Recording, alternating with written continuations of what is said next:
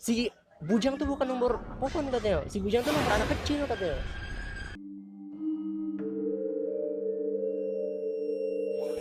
Gue Said, Gue Nizar.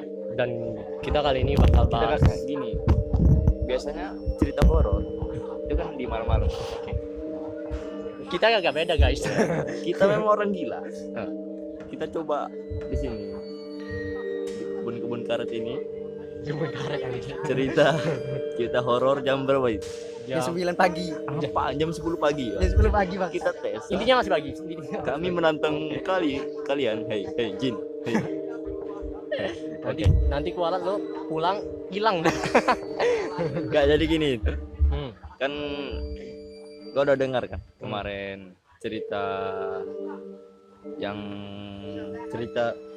Nah, baru belum mulai sudah diganggu. apa itu? Baru sudah mulai sudah diganggu. Mungkin ada yang nggak senang. Waduh, Ada yang cemburu, guys. Kita diamin aja nih. itu angin dong. Jadi gimana cerita kawanmu itu yang ketabrak apa? Ketabrak tapi gak logis gitu ya. Ya, memang tabraknya itu gini. Ada pohon, ya. Pohon. Terus ketabrak itu jam berapa itu? Itu sekitar jam 8 atau jam 9 malam. Malam Jumat. Di mana gitu? Di antara dari Jambi mau ke Bungo. Jadi tuh guys, ini bukan teman gue, ini saudara gue. Jadi kita itu relate gitu nah. Pertama-tama itu orangnya ada 3 yang mau pergi. Ada si Bujang sama si Asep. Kita anggap namanya gitu ya. Tapi ini kisah nyata loh. Karena ini orang terdekat gue sendiri yang mengalaminya. Jadi itu mereka mau pergi keluar kota dari Jambi ke Muara Bungo. Karena dari Jambi ke Muara Bungo itu agak jauh gitu. Jadi mereka perginya sore hampir maghrib gitu. Jadi sekitar jam 5 sore gitu lah. Nah, biasanya kan gini Zar. Kalau orang mau keluar kota itu kan pasti nyari itu enggak sih? Gandengan dengan mobil atau truk gitu kan. Barat itu biar nggak takut gitu lah apa. Jadi kan misalnya ada bahaya depannya, belakangnya jadi tahu gitu kan. Jadi yang depan ngasih sinyal, yang belakangnya tahu gitu kan. Buntutin mobil lain lah. Nah, malam itu Zar, teman gue nih, saudara gue nih lagi tidur. Jadi temannya yang bawa mobil, yang namanya Asep itu. Si Asep itu bawa mobil. Dia kayak baru belajar berapa bulan gitu lah bawa mobil kan, jadi masih bisa kita bilang gitu. Iya, baru belajar lah gitu kan. Si Asep ini bawa mobil, pas dia jalan di depannya ada mobil truk. Itu kejadian sekitar jam 8 malam ya, ada mobil truk. Iya, mas-masnya lagi. Pas truk tuh maju, ini mobilnya di belakang. Karena biasanya ada bahaya itu di klakson atau di lampu jauh. Nah ini nggak ada sama sekali, yang berarti itu aman kan? Berarti itu aman. Biasanya kan ada lampu kedip. Iya, itu kalau ada bahaya gitu. Jadi si mobil tuh maju, pas mobil tuh lewat, mobil saudara gue ini kecelakaan. Maksudnya gini, tiba-tiba di depan mobil truk kan udah maju, ada pohon tiba-tiba depannya. Logisnya itu kan kalau misalnya ada mobil itu pasti ada yang ngode dari depan. Yang lebih logis lagi seharusnya kalau mobil tuh kalau emang ada pohon, seharusnya truk duluan kayaknya. Iya betul. Kenapa? Pas mobil tuh truk tuh lewat, mobil saudara gue ini nggak lewat gitu. Itu kecepatannya 50 km per jam, yang bisa dibilang nggak terlalu cepat. Dan itu malam Jumat guys. Udah selesai itu. Ini serius ya, karena ada saudara gue, terus dia cerita ke mama gue, tante gue gitu nah. Sudah tuh mobil ini terbalik, jatuh 50 meter ke depan, terseret gitu. Berarti habis yang ada pohon ilusi tadi. Pohon itu, entah itu ilusi entah apa ya. Jangan-jangan aman. Lanjut. Sampai mana tadi? Sampai yang ilusi, yang pohon ilusi. Jadi yang ini pohon entah ilusi atau pohon asli nggak tahu. Pohon pas mobil kena pohon, mobilnya terseret 50 meter ke depan. Muter-muter gitu. Kalau pernah main GTA, lu tahu kan? Ya gitu lah pokoknya, guling-guling gitu. Bayangkan 50 meter. Banting setir 50 meter habis terseret tuh. Coba. Untungnya nggak ada yang luka sama sekali. Satu pun nggak ada yang luka dari mereka. Nah, bukan. Ada teman yang si Asep ini terluka karena nahan kaca ya, tangannya itu. berjahit gitu kan. Udah, ya pas sudah mobil terjatuh kan, mobilnya posisinya terbalik gitu. Gini, ini kan mobil gini, terbalik gitu. Pas mereka keluar dari mobil kan, itu di sebelah kiri mereka ada ruko kosong gitu. Ruko kosong yang benar-benar kosong. Maksudnya ada benalu, ada ilalang, ada pohon-pohon lah, pokoknya udah ditumbuh-tumbuhan gitu. Ruko udah lama gitu. Iya, udah kayak puluhan tahun gitu nggak ditempatin. Nah, pas kesaksian dari saudara gue, si Bujang ini, ada orang, anak kecil keluar dari ruko itu. Coba guys, 50 meter kebanting. Mobilnya kan udah Guling-guling lah istilahnya. gimana? Udah kebanting, terus yang luka cuman Tangan. Yang penumpangnya nggak ada yang luka sekali, sama sekali. Mereka bertiga. Habis itu ada anak kecil. Ada anak kecil. Anak kecil nggak 1-2, ramai. Seakan-akan mereka tuh keluar dari ruko kosong itu. Keluar dari ruko kosong itu, ngeliatin kejadian itu. Kejadian udah jam 9 ya. Ngeliatin, terus lebih aneh lagi, bapak-bapak keluar dari semak-semak. Nah, bapak-bapak itu keluar dari semak-semak. Mencoba bantuin kan orang kecelakaan gitu. Udah dibantuin, diputar balikan mobilnya. Si bapak-bapak itu respon pertama kali apa? Kalian masih hidup ya? Sumpah merinding gue waktu pertama kali diceritain, gue merinding semua. Itu tengah malam merinding. Dia nanya, kalian masih hidup ya? Bukan, kalian nggak apa-apa? Apa sih? Kenapa sih gitu? Ada apa gitu? Kenapa kok bisa gini? Bukan gitu kan? Ya. Seharusnya pertanyaan gitu kan? Tapi ini tanya, kalian masih hidup? Kayak waktu saudaramu lihat itu, lihatnya kayak manusia atau apa, gak samar-samar. Itu pas mereka ngomong itu, saudara gue ini ngelihat kalau mukanya itu datar gitu lah, mukanya pucat kayak orang Datar aja lah. pokoknya datar lah gitu. Iya. Nggak ada ekspresi sama sekali gitu. Itu nggak 1-2 orang yang nanya kalian masih hidup, ada lebih dari 1 orang yang nanya. Berarti yang anak kecil tadi ada juga? Enggak, yang anak kecil enggak, yang bapak-bapak yang bantuin angkat mobil. Anjir, Kalian masih hidup gitu. deg-degan juga gua. Terus ya udah dibalikin mobilnya, udah selamat. Gue terima kasih, bilang terima kasih, yang lainnya juga bilang terima kasih. Terus ya itu gak ada respon lain dari orang. Tapi wujudnya emang manusia, cuman Nah itu kita gak tahu. datar. Mukanya datar. Pas dilihat gak yang kaki dia. Nah itu apa Mas, anak kecilnya tuh kemana? Anak kecilnya tuh kemana? Iya Setelah masih di keluar? belakang gitu. Masih bilang orang tua bapak itu atau di Pokoknya ini mobil, ya. ini mereka Heeh. dikelilingin. Heck ya. Udah, Gila. kebetulan di depan itu ada puskesmas. Jadi lihat si teman yang Asep ini yang terluka itu Ya. dijahit sih. Udah selesai itu kan, mau lanjut ke tujuan karena mobilnya hancur. Jadi mereka stop di pemukiman. Udah tuh mereka telepon mama gue, telepon mama saudara gue ini kita sebubuan kan posisinya. Saudara ini telepon mamanya telepon mama gue. Jadi dia nanya, kesinilah katanya, kesini dong katanya. Terus itu malam nih kata mama gue kan. Terus dia bilang gak usah, jangan malam nih kayaknya banyak bahaya gitu. Soalnya Itu udah jam berapa? jam 10 malam udah. Jam 10 malam. Terus katanya gak usah malam nih deh, besok aja, malam ini banyak bahaya katanya, soal malam Jumat gitu. Katanya dia kan. Iya. Udah paginya karena mobil nggak ada lagi, mama gue kan ngerental mobil, nyewa mobil. Nah itu ada adik gue, mamanya saudara gue, itu istrinya saudara gue sama abang sepupu gue.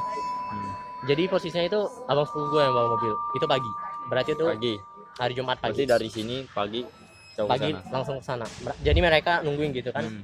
Mereka nih mama gue nih jalan, rombongan mama gue sampai sananya agak sore gitu. Udah kan ketemu gitu kan. Terus cerita oh Yos, yang ini lebih agak aneh lagi nih. Sebelumnya ini tengah malam jam 12 malam, pas mama gue mau tidur, jadi setengah tidur ya gitu ya. Mama gue udah gini, si Bujang tuh bukan nomor pohon katanya, si Bujang tuh nomor anak kecil katanya. Udah ada pirasat gitu ya. Nggak tahu, pokoknya mama Itu gue setengah tidur, setengah bangun. setengah tidur setengah bangun kayak selip apa gitu namanya. Gue di kamar sebelah kan dengar gitu. Kenapa mah gue bilang nggak tahu katanya. Tiba-tiba aja ngomong gitu kan, si Asap Bujang itu nomornya bukan pohon tapi anak kecil katanya. Kayak sudah dikasih tahu ya, kayak sudah Kayak sudah dikasih. ada apa sebutannya apa? Ada kontak batin. Kontak batin batin, ya iya. gitu. Yang si rumah kaget, tapi karena itu tengah malam jadi kita anggap itu cuman mimpi aja gitu kan. Jadi kita lanjut tidur. Nah ya udah lanjut pergi kan. Sore sampainya di sana, akhirnya mereka ketemu. Mama gue sama saudara gue ngomong cerita ada apa semalam bla bla bla bla gitu dah. Nah pas mau pulang mama gue bilang gini, itu jam 9 atau jam 10 malam ya, pulang mau malam tuh. Mama gue bilang gini, Jang sebelum pulang kita lewat tempat yang kemarin lo kecelakaan itu, kata mama gue. Iya. Terus tuh Jang oke katanya, nanti gue lewat situ katanya. Terus sudah jam 10 malam tuh kan jalan, pas mau pulang ke Jambi nih, si bujang ini itu bingung, katanya ini udah dekat loh mah, tapi nggak sampai juga. Padahal itu perasaan dia di situ tempatnya. Iya, nembus ke tempat lain, Rutenya situ. rutenya sama, Astaga. balik lagi sana lagi, malah menuju arah Padang, Waduh. nambah jauh kan. Berarti ya, Balik lagi, udah ketemu lagi, balik lagi sampai 4 kali loh, 4 kali.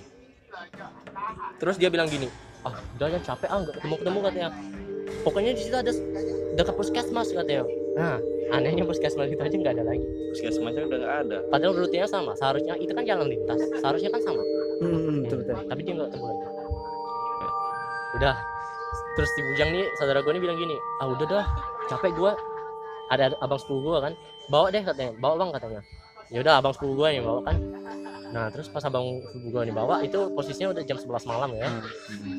Jalan terus pas setengah jam atau lebih kemudian lewat jalan kayak berbatu gitu kan.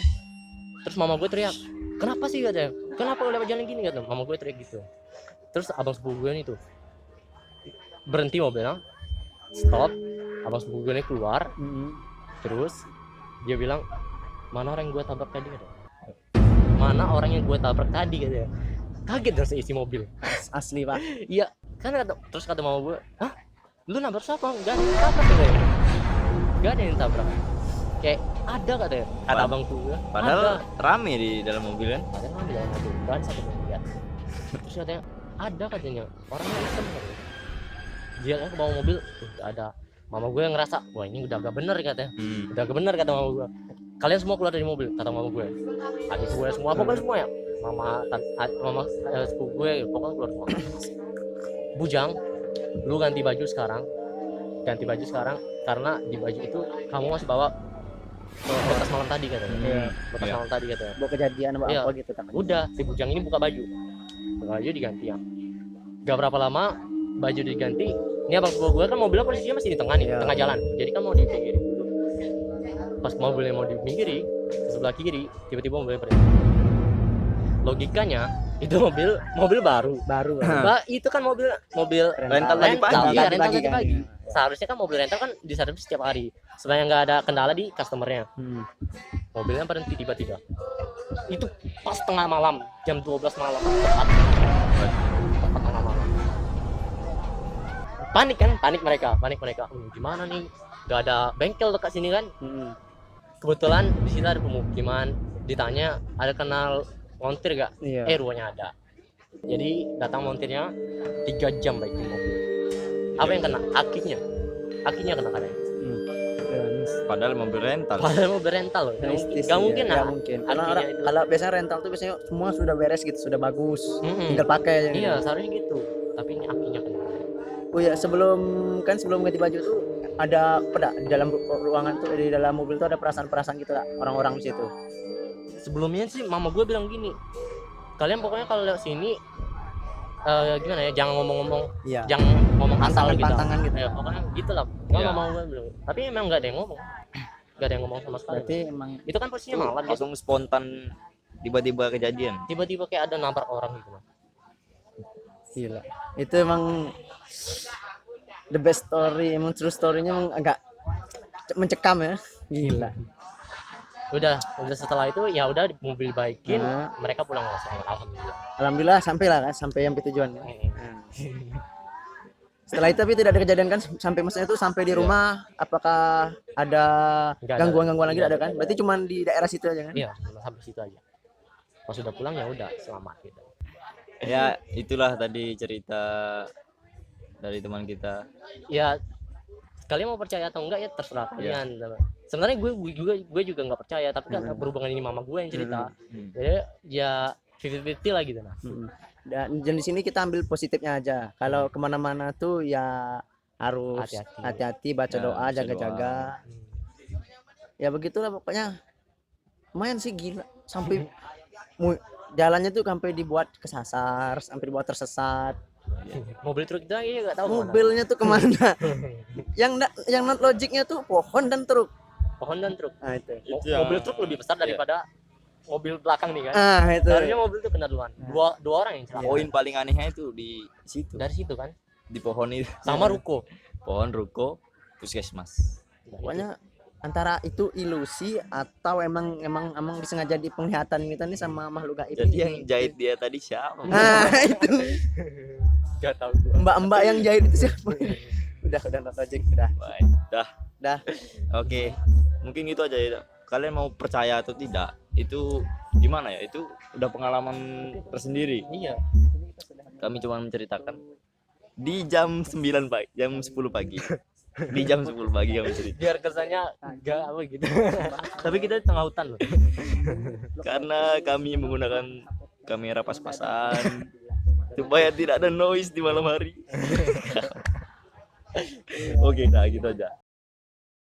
Oke, terima kasih udah menonton. Jangan lupa Like, like, channel ini. subscribe channel ini kalau kalian suka supaya dapat video-video terbaru. Oke.